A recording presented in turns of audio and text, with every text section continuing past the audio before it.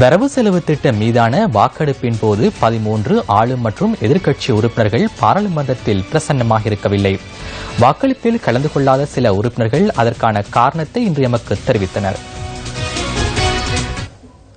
முன்னாள் ஜனாதிபதி மஹிந்த ராஜபக்ச வரவு செலவு திட்ட விவாதத்தில் நேற்று கலந்து கொண்ட போதும் வாக்கெடுப்பின் போது சபையில் இருக்கவில்லை. Honorable Mahinda Rajapaksa.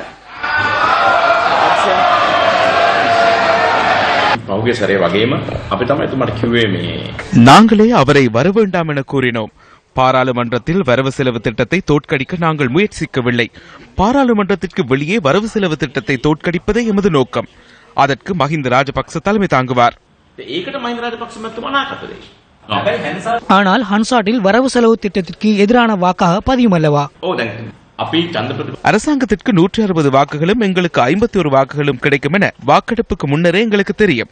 Mahinda Rajapaksa வாக்களித்திருந்தால் Mahinda Rajapaksa வாக்களித்தும் 51 வாக்குகளே கிடைத்தன என நீங்கள் கேட்டிருப்பீர்கள். கூட்டமைப்பு பாராளுமன்ற உறுப்பினர் கீதா குமாரசிங்க வாக்கெடுப்பு நேரத்தில் சபையில் இல்லாமை தொடர்பில் கருத்து தெரிவிக்க மறுத்துவிட்டார்.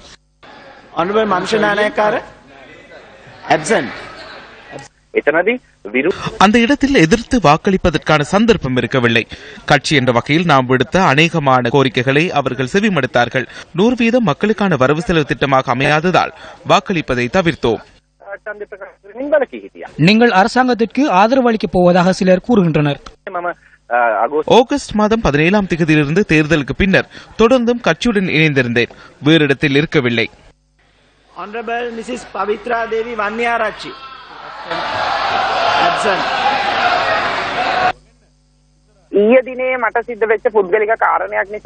எனது தனிப்பட்ட விடயம் காரணமாக நான் நேற்று சமூகம் அளிக்கவில்லை. எனது கணவரின் பெரிய அம்மா இருந்தமையால் அதனால் நான் மரண வீட்டுக்கு கட்டாயமாக செல்ல வேண்டி ஏற்பட்டது. வாக்கெடுப்பு நடைபெற்ற வேளையில் வெளிநாடு சென்றிருந்த ஐக்கிய மக்கள் சுதந்திர கூட்டமைப்பின் பாராளுமன்ற உறுப்பினர் ஜனக பண்டார தென்னகோன் இன்று அதிகாலையிலேயே நாடு திரும்பினார். இதன் காரணமாகவே அவர் வாக்கெடுப்பில் பங்கு பெற்றவில்லை. தேசிய சுதந்திர முன்னணியின் தலைவர் விமல் வீரவங்ச இத்தாலிக்கு விஜயம் மேற்கொண்டுள்ளார். அமைச்சர் MKTS குணவர்தன சிகிச்சை ஒன்றிற்காக வெளிநாட்டில் தங்கியுள்ளமையினால் வரவு செலவு திட்ட வாக்கெடுப்பில் கலந்து கொள்ளவில்லை.